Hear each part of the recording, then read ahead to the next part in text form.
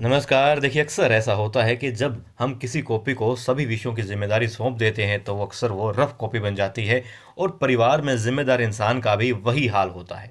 और इस वक्त ये हाल हो रखा है गौतम भाई साहिब का। क्यों? क्योंकि उन्हें महल भी देखना है, उन्हें देवी अहिल्या की मंगला गौर भी देखनी है और क्योंकि मल्हार राव होलकर सरकार नहीं है, तो इसलिए राज्य के या जो राजपाट के कार्य हैं, वो भी भली-भाँति चलने चाहिए। ये ज़िम्मेदारी भी कहीं न कहीं उनके कंधों पर है। और द्वारकाबाई साहेब ने कोई कसर नहीं छोड़ी, ऐसे-ऐसे तीर चलाए गौतमबाई साहेब पे कि बस वो अब टूटी, अब टूटी, अब बिखरी, ये हाल उनका हो गया था। मगर कमाल की बात है ना, बहुत सशक्त हैं गौतमबाई साहेब।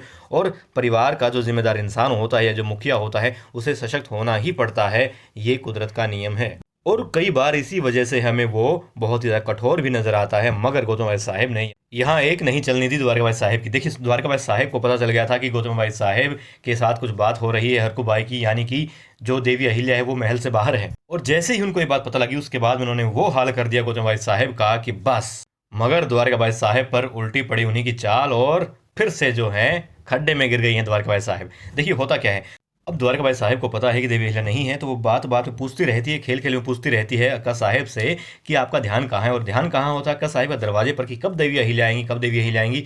और अपने शब्द भेदी बाणों से ऐसा हाल कर देती है जो गौतम भाई साहिब का द्वारकाबाई कुछ वक्त पहले तक मंजुला का था। जी हाँ, मंजुला तो अपनी जिद बचाने के लिए भाग भी सकती थी, मगर द्वारकाबाई साहिब के सामने गौतम भाई साहिब भाग भी नहीं पा रही थी। और वो दिन की बात थी, उनके महल की बात थी, इज्जत की बात थी। न सिर्फ द्वारकाबाई साहेब या गौतम भाई साहेब की इज्जत की बात थी, बल्कि मालवा के शासन की भी इज्जत की बात थी। इसलिए गौतम भाई साहब ना तो भाग सकती थी और ना ही वो कोई जवाब दे पा रही थी।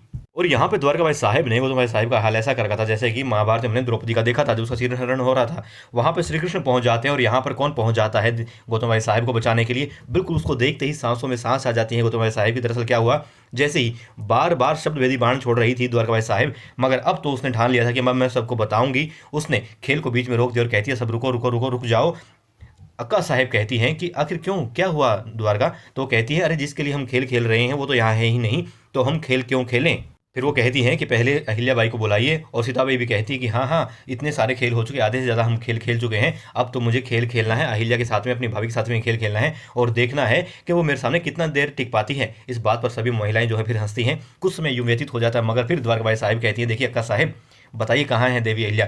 तो वो कहना कहती, मैंने कहा ना। तो वो कहती, ये बहाना बहाना मत बनाइएगा कि वो जाप कर रही है, क्योंकि हमने पता करवा लिया है, ना तो वो अपने कक्ष में है और ना ही शिव मंदिर में है। आखिर वो है कहाँ? तब बानाबाई बोलती है, अरे क्या क्या अहिल्या वाड़े में नहीं है, वो गई कहाँ? हरकू बाई कुछ कहना चाहती है, मगर कहें भी तो क्या कहें। और द्वारकाबाई जिस तरीके से सामने से व्यवहार कर रही थी, वो कुछ कह भी नहीं पा रही थी। खुद जो गौतम भाई साहिब है वो भी निशब्द हो गई थी। क्यों? क्योंकि जब से उनको पता लगा था कि देवी अहिल्या वाड़े से बाहर गई हैं, तब से उनकी निगाहें जो हैं सिर्फ और सिर्फ दरवाजे पर थी कि अब बस अहिल्या आ जाए, बस अब अहिल्या आ जाए। और द्वारकाबाई साहिब की नज़रें गौतम भाई साहिब पर ही टिकी थी कि हाँ, वो क्या सोच रही हैं, क्या कर रही हैं। इसीलिए अब वो सबके सामने ये उजागर करना चाहती थी। अब तक जो है गौतम भाई साहिब ने, बड़ी रानी ने झूठ बोला है सबको और देवी अहिल्या यहाँ पर नहीं है। वो जैसे ही ये सब उजागर करने वाली थी, गौतम भाई साहिब को सबके सामने झूठा करार करने वाली थी, तभी आ जाती है एक आवाज़। वो कहती है, मैं यहाँ हूँ। और ये बाना साहेब के द्वारा पूछे गए प्रश्न कि कहाँ गई है अहिल्या, कहाँ गई है अहिल्या, के साथ साथ जो और महिलाओं के प्रश्न आने वाले थे, उन सब का जवाब था कि मैं यहाँ हूँ। और सबकी नज़रें उसी ओर जाती है जहाँ काफ़ी देर से गौतम भाई साहब बार बार टकटकी लगाए देख रही थी कि हाँ, अब आएगी अब आएगी।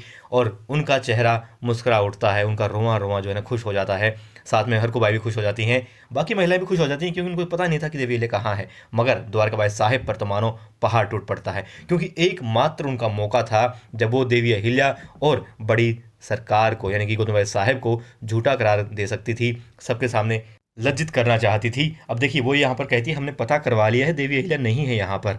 तब उनके सवालों का जवाब है कि मैं यहाँ पर हूँ। अब देवी अहिल्या से जो पूछेंगी कि आप कहाँ थी, असल में उन्होंने सुन लिया होगा कि जाप की बात हो रही थी, वो कहीं जाप कर रही थी। मगर अब तो देवी अहिल्या उनके पास में है, तो गौतम भाई साहब हक से बोल सकती है, गर्व से बोल सकती है कि द्वारका बाई, मैंने आपसे कहा था ना, वो माँ पार्वती का, माँ गौरी का जाप कर रही है, माँ गौरी को खुश कर रही है, उससे बड़ा कोई काम नहीं हो सकता ना। मैंने आपको कहा था, अब भूल गई खेल में, है ना। और द्वारकाबाई ने जो खड्डा खोदा था उसमें खुद गिर गई हैं और कहेंगी, क्या कहेंगी? कहेंगी, हाँ अक्का साहेब, मेरा ध्यान ही नहीं रहा, देखो खेल में मैं इतनी मगन हो गई थी। हाँ। और फिर सीताबाई बोलेगी, हाँ भाभी तुम आ गई, बहुत अच्छा किया अहिल्या, तुम आ गई, अब तुम्हारे साथ खेलूंगी, देखती हूँ तुम मेरे सामने कितनी देर टिक पाती हो। और यहाँ पर अब गौतम भाई साहब की सांस में सांसें तो आ ही चुकी हैं, साथ ही अब मंगला गौरी कार्यक्रम भी बहुत ही धूमधाम से होगा।